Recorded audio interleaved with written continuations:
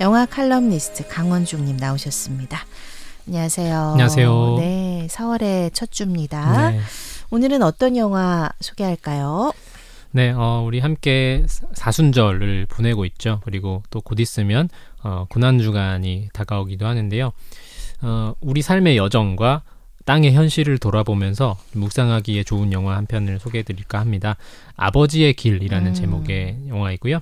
제22회 전주국제영화제 개막작으로 소개되기도 했습니다.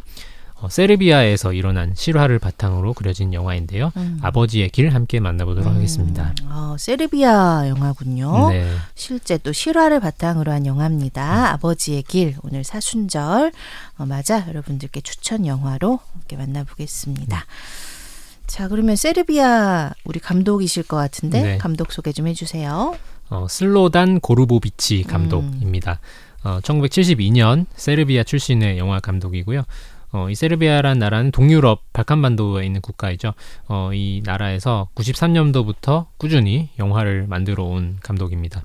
대표작으로는 2007년에 트랩이라는 영화, 그리고 2014년에 서클즈, 그리고 2020년 발표하면서 많은 수상을 했던 아버지의 길이라는 작품, 이렇게 작품들이 있고요.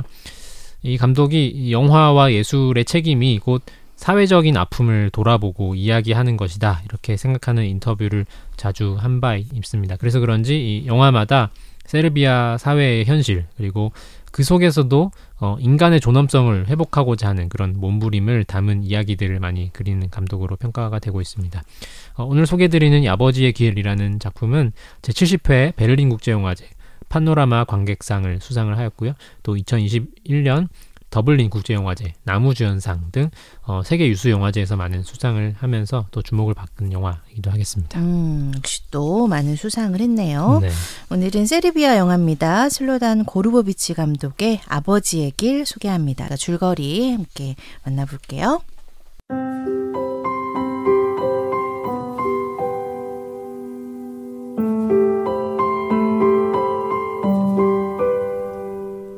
세르비아의 한 작은 시골 마을, 부당의 고를 당해 일용직으로 일하며 근근히 하루하루를 살아가는 두 아이의 아버지 니콜라는 가장의 무게가 무겁기만 합니다. 가난과 배고픔을 견디다 못한 아내는 극단적 행동으로 병원에 입원하게 되고, 부패한 지방정부는 자신들의 이득을 위해 두 아이들의 양육권을 빼앗아 버리는데요. 아이들을 뺏긴 니콜라는 가족을 지키기 위해 300km가 넘는 거리인 수도 베오그라드까지의 긴 여정을 걸어갑니다. 오직 자신의 두 발로 땅을 디디며 진심을 보이기 위해 노력하는 니콜라. 그의 소망은 이루어질 수 있을까요? 사순절 우릴 위해 피 흘리신 주님의 사랑과 독생자를 세상에 보내신 하나님의 지극하신 사랑을 떠올릴 수 있는 영화 아버지의 길이었습니다.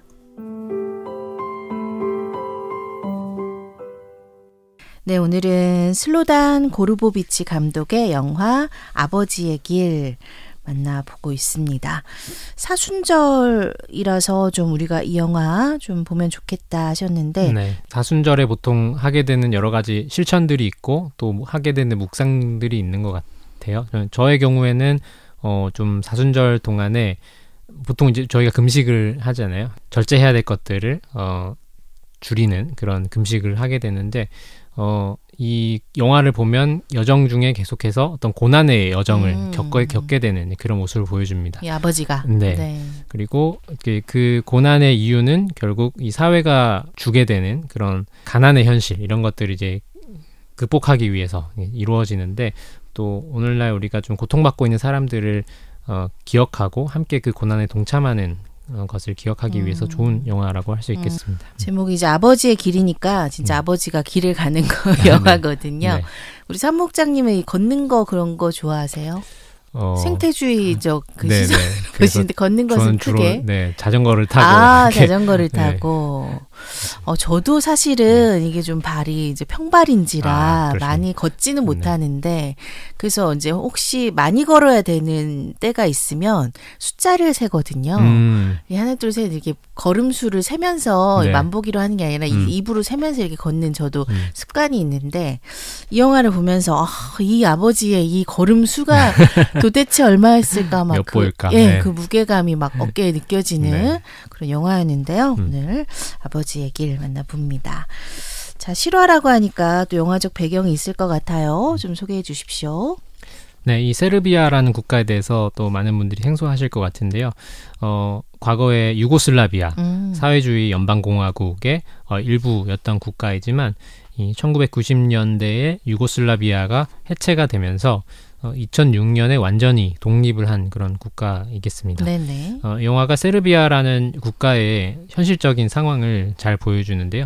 경제적인 심각한 불평등 그리고 관료주의와 부패한 행정 시스템 이런 것들이 영화를 통해서 많이 고발이 되고 있죠. 네. 이 세르비아가 원래 이 유고슬라비아의 중심이 되는 국가였지만 내전이 발발하고 또 국제적으로 고립이 되면서 점차 경제가 붕괴가 되었고 현재까지도 실업률과 빈부격차가 아주 심각한 수준이라고 합니다. 네. 그래서 영화 속에서도 이 주인공 니콜라가 일용직 노동자로 살고 있지만 임금을 제대로 받지 못한다든지 네네. 그리고 아내의 병원비와 뭐 자녀들의 생활비 이런 것들을 마련하지 못하는 모습들이 사실 세르비아에서 지금도 여전히 많은 사람들이 겪고 있는 그런 현실이라고 합니다. 네. 이 세르비아와 같은 유고슬라비아 국가들에서 여전히 이 행정 부패가 만연한다라는 점도 영화에서 좀 잘 느껴지는데요. 특히 저소득층을 대상으로 한 복지제도가 형식만 있을 뿐 실제로 도움이 되는 경우가 드물다고 합니다. 그래서 영화가 이런 현실도 잘 꼬집어내고 있는 것 같고요. 네네. 영화가 실제 일어난 사건을 바탕으로 제작이 되었다고 소개드렸는데 이 니콜라의 모델이 된 실제 인물이 있습니다. 세르비아의 어느 시골 마을에서 수도 베오그라드까지 걸어가면서 실제로요. 네. 자신의 억울함을 토로했던 그런 일화가 있는데 그 이야기를 어떤 기사에서 듣고 이제 수도에 있는 노동부 건물 앞에서 시위 중인 사람을 찾아가서 감독이 대화를 나누는 것에서 이 영화가 출발을 했다고 합니다. 그러니까 우리 뉴스에서 자주 보는 그러니까 그 1인 시위를 하신다든지 그 관청 앞에서 이렇게 팻말을 들고 자기 하고 싶은 말을 이제 하는 분들을 혹간 만날 수가 있는데 이 영화에서 니콜라는 그렇게 시위도 하지도 않고 그냥 거기서 이제 노숙을 하면서 자신의 이제 자녀를 만날 때까지 이렇게 노력을 하는데 그 꾸준함이 너무 눈물 나더라고요. 전혀 폭력적이지 않은 방식으로 비폭력의 방식으로 하는데 오히려 폭력을 유발하는 것은 어떤 권력자들 맞습니다. 그리고 힘을 가진 사람들이 그 프레임을 씌워서 이제 계속 어떤 시비를 걸어오는 그런 방식으로 묘사가 되기도 하죠. 맞아요. 또 먹을 걸 잘 못 먹고 물이 없어서 고생하고 노숙을 하면서 막 그 도둑 맞을 위기에도 몰리고 이제 이런 여러 스토리들이 있는데 참 그 척박하더라고요. 땅이 맞습니다. 굉장히 좀 스산해 보인다고 할까요? 예. 뭔가 영화의 분위기 그리고 주인공의 정서가 좀 녹아든 그런 풍경이기도 했고 또 어떨 때 보면 너무도 아름다운 또 이제 어떤 동유럽의 들판 이런 것도 보게 되면서 좀 여러 가지 감정이 드는 그런 풍경들이 보여졌던 것 같습니다. 저는 그 관료들의 모습에 좀 깊은 그런 화를 느꼈는데요. 그 처음에는 경찰이 우리 니콜라를 좀 데려다 주면서 그 이렇게 그 롱테이크 씬인데요. 니콜라를 내려주고 획 돌아서 나오는 경찰차 그 모습. 니콜라가 걸어간 걸 뻔히 알면서도 이제 그 길을 굳이 다시 자동차로 휙 지나가는 경찰들을 보여주는 것도 의도적인 장면이었던 것 같아요. 그리고 마지막에 이제 우리 니콜라의 그 노숙이 길어지니 그 노동부에 있는 차관이 이제 도와주겠다고 나서게 되는데 뭐 이제 권고서를 써주고 도움을 줍니다마는 SNS에 올릴 그 사진을 딱 촬영하면서 그 사람의 진심이 딱 드러나잖아요. 그 전에는 이제 거들떠도 보지 않다가 점차 언론이 주목하고 방송에 사람이 나오기 시작하자 곧바로 불러서 이렇게 조치를 취하는 그런 모습들이 전형적인 관료주의의 모습이 보였던 것 같습니다. 참 여러 좀 화나는 지점들이 있는 영화인데 어쨌든 중요한 것은 우리 아버지 니콜라가 엄청난 책임감으로 그 길을 걸어가서 이제 자신의 그 뜻을 관철시키기 위해 노력하는 그 부분인 것 같아요.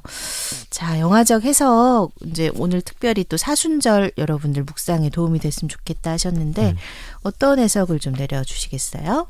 네, 영화가 좀 우리의 문화권과는 좀 동떨어진 이 세르비아라는 나라에서 일어나는 일이지만 세계의 많은 사람들이 함께 마음 아파하고 공감을 하면서 영화를 보게 되는 것은 조금씩의 양상은 다르지만 세계 어디에서나 일어나고 있는 그런 일이기 때문일 것 같습니다. 맞습니다. 21세기를 살아가고 있음에도 불구하고 부패한 관료주의에 의해서 고통받는 사람들이 여전히 어디에나 존재하고 우리 곁에도 존재하는 것 같은데요. 네. 영화는 이러한 비극적인 현실을 조명을 하고 있죠. 그렇지만 완전한 절망으로 여겨지지 않는 것은 그러한 어떤 비극 속에서도 끝까지 자신의 삶의 존엄을 지키는 이 주인공 니콜라의 강직함 때문일 것 같습니다. 이 고르보비치 감독이 굉장히 현실적인 촬영 기법을 사용했습니다. 다큐멘터리 같은 그런 연출 기법을 통해서 굉장히 조용하게 이야기가 흘러가지만 또한 강렬한 그런 분위기를 주고 있는데요. 또 음악도 거의 사용하지 않고 또 주변 자연이나 소음들을 사용하면서 더욱 현실감 있는 그런 연출을 보여주는데요. 영화를 보면서 관객들이 이 주인공 니콜라가 걷는 이 거의 300km에 가까운 긴 여정 속에서 겪게 되는 그런 신체적이고 정신적인 고난을 함께 체감하면서 이렇게 영화를 쭉 보게 되는 그런 네. 영화가 되겠습니다.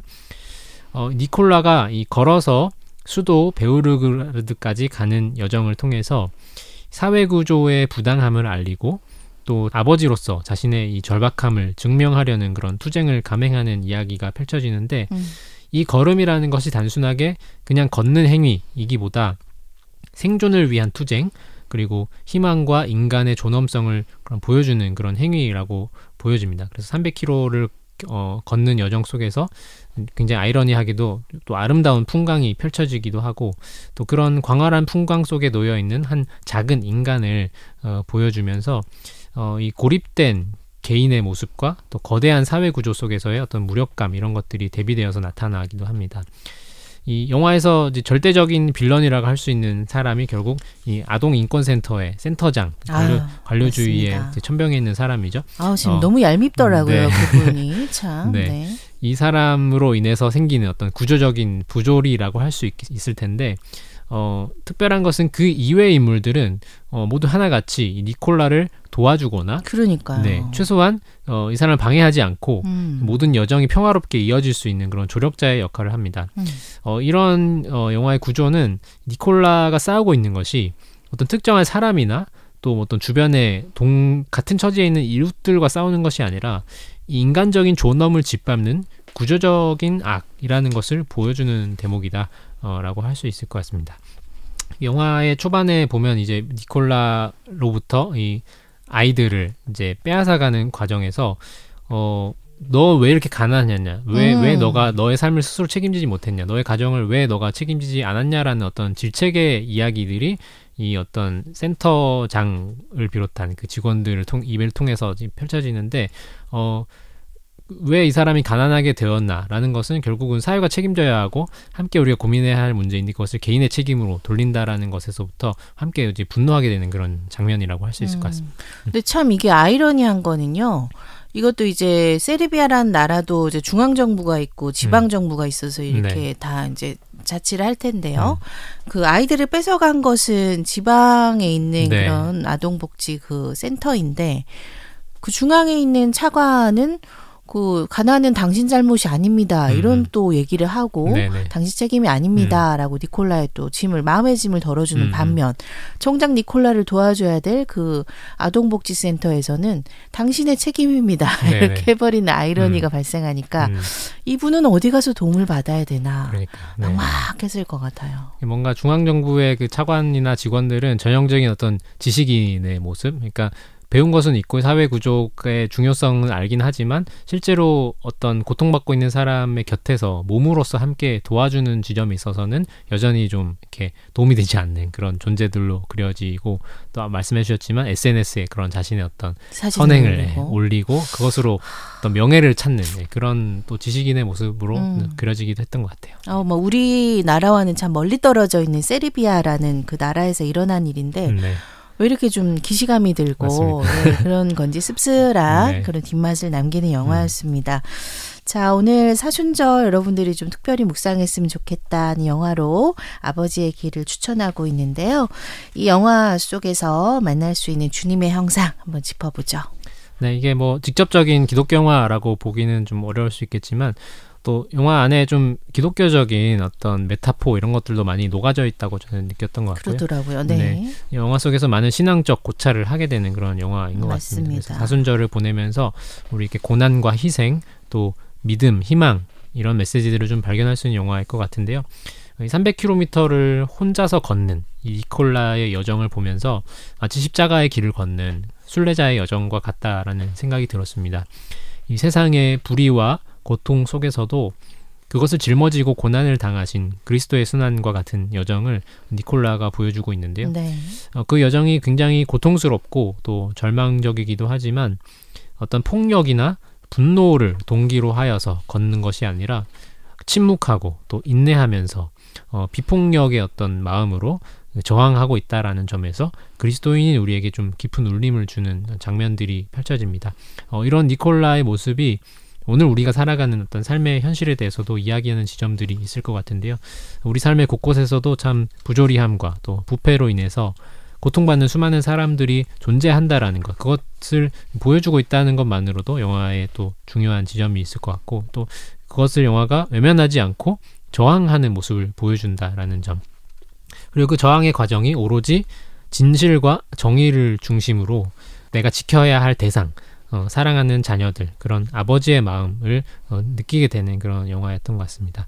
영화의 마지막 장면에서 자신의 이웃들이죠. 이 집을 떠난 것을 이제 알게 된 이웃들이 하나둘씩 집안의 세간들을 훔쳐가는 이후에 이제 다시 집에 돌아와서 그 물건들을 하나둘씩 이렇게 아무 말 없이 집에 들어가서 다시 가져오는 그런 장면이 나오는데 이게 어떤 그 유머 코드가 전혀 아닌데요. 이게 이제 이웃들이 이제 없을 줄 알고 훔쳐간 건데 이거를 아무 말 하지 않고 들어가서 그냥 이렇게 갖고 나오는, 서로 아무 말도 하지 않죠. 화내지도 않고 뭐 미안하단 말도 하지 않고 그냥 들고 서로 나오는 묵묵하게 이런 것들이 참, 저는 그 모습을 보면서 우리가 같은 처지에 있다라는 것을 서로 공감하기 때문에 또 일어날 수 있는 그런 모습이었던 것 같습니다. 이웃들도. 네. 그렇게 이제 다시 되가져와서 다시 만든 그 집안의 식탁 위에서 이제 아버지가 앉아서 마치 성찬빵 같은 빵을 이렇게 쭉 쪼개는 모습, 그리고 그것을 이제 먹으면서 입으로 집어넣으면서 영화가 마무리가 되는데 이 장면이 참 깊은 여운을 남기는 맞습니다. 그런 장면이 되겠죠. 이 빵을 뜯는다는 것, 우리가 이 성찬에서도 많이 함께 반복하지만 이 땅의 현실 속에서 찢어진 그리스도의 몸을 기억할 때 우리가 빵을 뜯는 그런 의례를 가집니다. 하지만 그 몸이 찢어진 몸이기도 하지만 희망의 상징, 소망의 상징이 되기도 하죠. 니콜라의 저항이라는 것이 바로 그러한 정신에서 기인했다라는 것을 영화를 통해서 느낄 수가 있고요. 영화를 보면서 우리가 참 살아가고 있는 이 현실도 녹록하지 않고 또 많은 부패한 모습들을 보게 되지만, 또 그 속에서 타협하거나 안주하지 않고 끝까지 정의로운 저항을 이어가는 삶을 우리 주님께서 응원하고 계시다라는 마음이 드는 것 같습니다. 그래서 사순절 기간 동안 우리가 좀 주님의 고난을 묵상하고 또 각자의 자리에서 저항하고 또 우리 곁에 좀 고통받고 있는 존재들을 기억하는 그런 시간이 되는 영화가 되었으면 좋겠습니다. 저도 이제 러시아, 지금은 전쟁 중이라 뭐 가보기 어려운 곳입니다만 저도 이제 러시아 여행을 몇 번 가면서 그분들의 그 어떤 그 독특한 민족성 같은 걸 느꼈거든요. 겉으로는 전혀 친절하지 않고 뭐 미소조차 찾아볼 수 없는데 투박하게 챙겨주시는 게 있어요. 그래서 나중에는 엄청 그런 따뜻함을 느끼게 되는 그런 이제 동유럽 분들의 그런 모습이 있는데, 이 영화에서 그 이웃들이 이제 정말 다 세간살이 훔쳐갔을 때 이제 힘들었을 거 아닙니까? 네네. 그런데 또 가서 이렇게 가져올 때 어떤 이웃은 또 자기가 훔쳐간 걸 밖에 내놔요. 가져가는 걸 창문 너머로 네. 살짝 보고 이렇게. 네. 그런 모습이 네. 그 동유럽인들이 그 갖고 있는 어떤 그 민족적인 특성 그리고 그 아동복지센터의 그 여직원도 어쨌든 그 도와주고 싶다 네네. 이런 말 하지 않습니까? 그래서 뭐 끝까지 나오진 않지만 잘 해결될 것 같다는 네네. 희망을 주게 되는데 좀 그런 걸 느꼈어요. 네.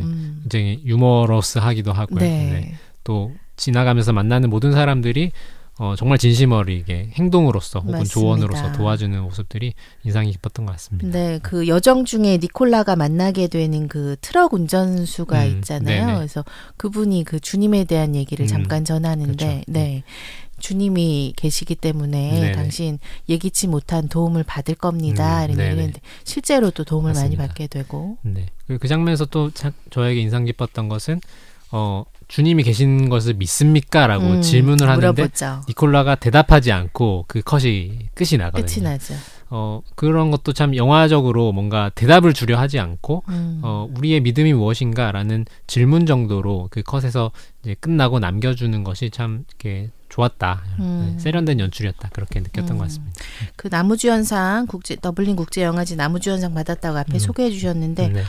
진짜 그 담담하게 그 고통을 겉으로 크게 표현하지 않으면서도 네. 끝까지 그 해내는 그런 모습을 잘 연기한 것 같아요. 남자 주인공. 네. 그리고 자녀들을 다시 만났을 때 그 모습이 그 전까지 보였던 어떤 묵묵하고 뭔가 차가운 그런 모습과는 전혀 대비되는 너무도 사랑이 넘치고 자녀를 끝까지 이렇게 책임지려고 하는 그 모습들이 또 굉장히 훌륭한 연기를 보여줬다라고 느끼게 됐습니다. 저희가 켄 로치 감독의 나 다니엘 블레이크 영화도 소개한 적 있잖아요. 네. 그래서 이렇게 분노를 표출하는 이제 사회제도 때문에 어려움을 겪는 주인공 얘기를 했는데 이 영화에서 니콜라가 그 폭발하는 지점은 네. 단 한 곳이었어요. 그 전화기가 돈이 없어서 이제 전화 안 될 때 집어 던지면서 분노를 표현하는데 네네. 굉장히 그러니까 사회적으로 이게 지금 열악한 상황이고 전혀 지원이나 도움을 받을 수 없는 상태라는 겁니다. 맞습니다. 오로지 몸을 통해서 네, 걸음을 통해서 아이들을 찾아오려고 했던 아버지의 눈물겨운 그런 여정이었습니다. 오늘 사순절 묵상하면 좋을 영화로 여러분과 함께 만나봤습니다. 아버지의 길 소개했습니다. 강원중 사무국장님은 다음 주에 만날게요. 고맙습니다. 감사합니다.